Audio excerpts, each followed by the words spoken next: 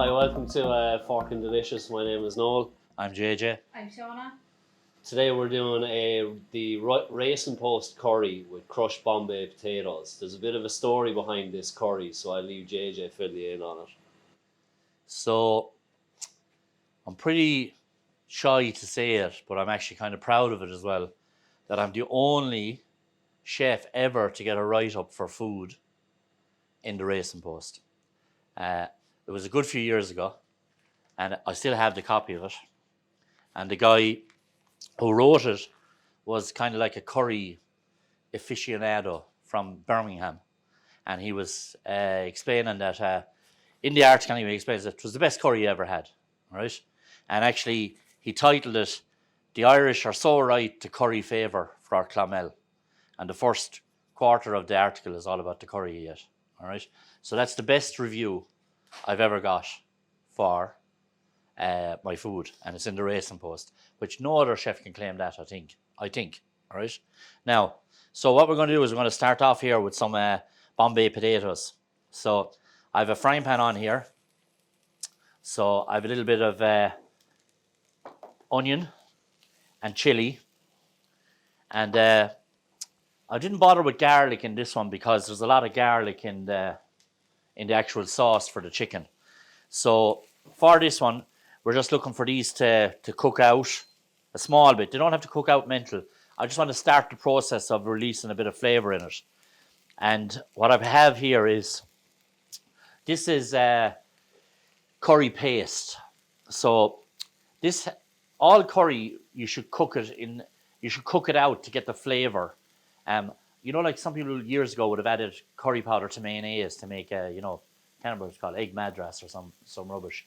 But yeah, or Cornish chicken. But then you taste all the grit of the curry powder and stuff. What you really should do is you should cook it to a paste with maybe some onion, some garlic, some ginger, and some oil, and make a paste out of it like this. All right. Now you can buy it. I bought this paste. All right. So this I'm going to add to the onions and the chilies.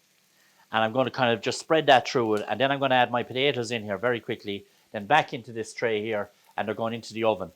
But just when they're nearly cooked, I'm going to take them out. And I'm going to give them a little press with the potato masher. Just to kind of crush them a small bit. And they actually soak up more flavour that way again. All right. So for this one,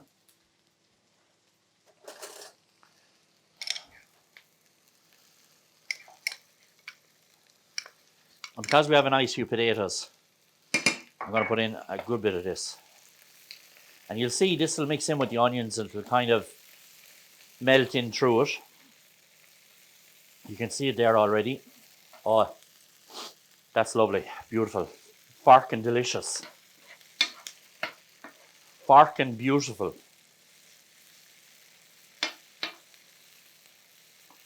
Just full of Forkin flavour. Anyway. That's all the Forkin things today now, right?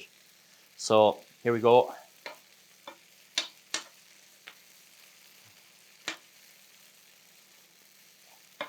Now, this is looking quite nice. Oh, beautiful. Now,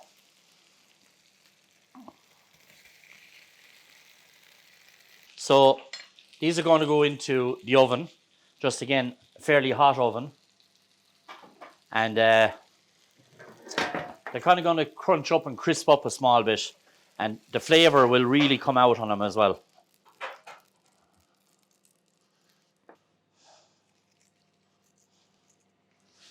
So, in they go. Now, Noel is going to start with the sauce there. Do is put a small bit of oil into a hot pan. Next thing I'm going to do is put in the spices.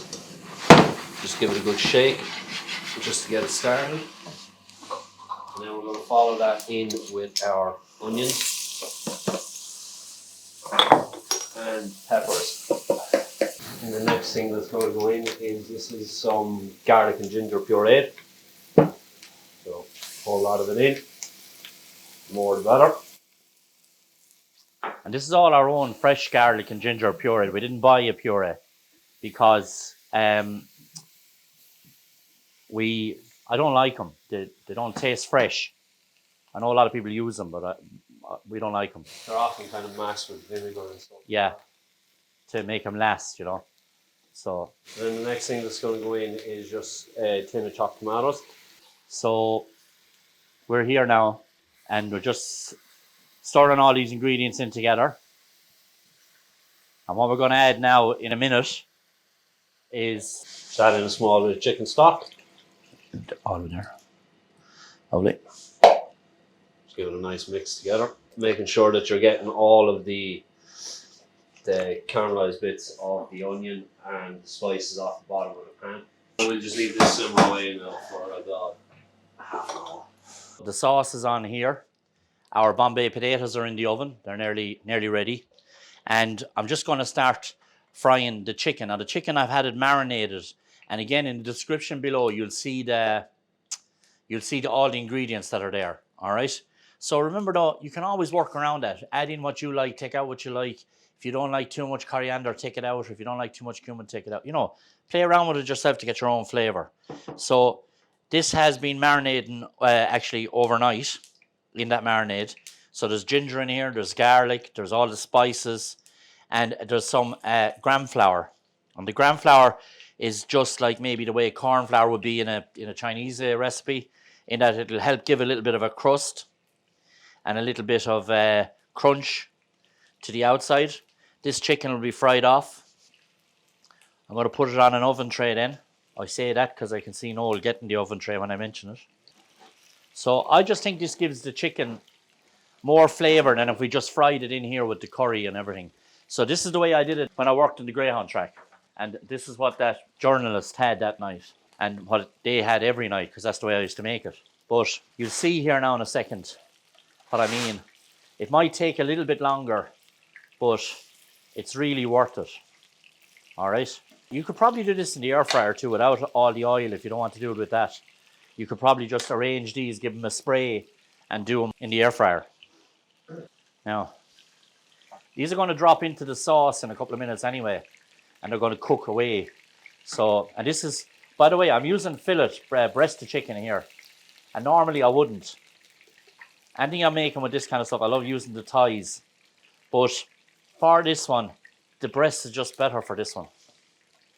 Because, well, if you're starting off, it's better because it's easier to manage, isn't it? Not? And you know it's cooked right. And whereas with the thigh, there's a little bit of watching on them. So now the veg is starting to get soft in this curry. So I'm going to add in the coconut milk. And the arrowroot. The whole lot of it. Don't forget the arrowroot. A quick mix. Yes, I heard you the first time. Right. Don't forget the arrowroot. Right. So with the arrowroot, it's almost similar to thickening with corn flour. You just mix it with a small bit of water. Yeah. But the difference is that arrowroot doesn't cause stuff to go cloudy in the same way that corn flour would. Yeah. And you must add it to a hot liquid as well. And you get no lumps, no anything. It doesn't affect the colour, the flavour. And it just thickens it that small little bit. Like Irish people maybe make curries a little bit too thick. Because, you know, usually if you're having them with rice, we're having them with Bombay potatoes today, but if you're having them with rice, you want it to be able to soak a little bit into the rice. You don't want it to become like fudge on top of the rice, you know, it's so thick. So we're going to taste this now. So, yep, thank you. Yep, when it comes to the boil, that'll be lovely. A little bit. Oh, yeah. And the secret in this one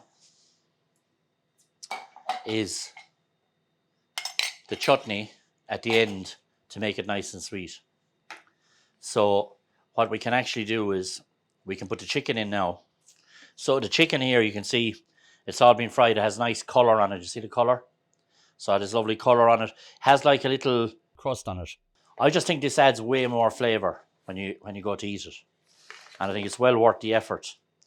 And you could like leave the chicken breasts, you know, flatten them out and do the same thing and, you know, fry them. And you could use them for sandwiches or you could use them in a wrap, you know. So These are going to cook inside in this sauce now. So we're going to turn that up a small bit. Or actually, we'll move it here to the middle one. And that's up at 9. So that'll bring it to the boil. How are the spuds? Yeah, good thinking. So spuds are what we call potatoes. So we want the spuds to be nice and crispy and brown. Now we gave them a little crush earlier on, but I'm going to give them a little crush again. Just a little squash, really. And they'll help soak up some of that stuff on the tray again.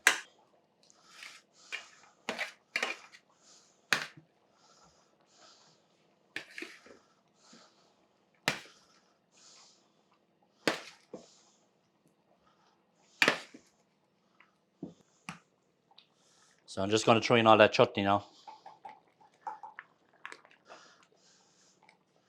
This chutney will add the sweetness and a bit of vinegar because it's chutney. So it adds that little bit of sweet and sour.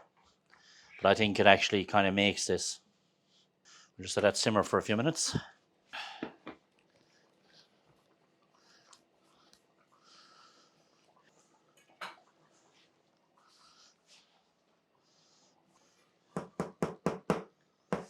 How does that smell now, Shauna?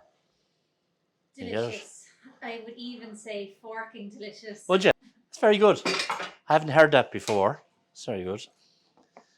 Now again, we're doing this kind of like Sheridan style. So a big bowl of it in the middle, a couple of spoons, a couple of bowls, and people help themselves.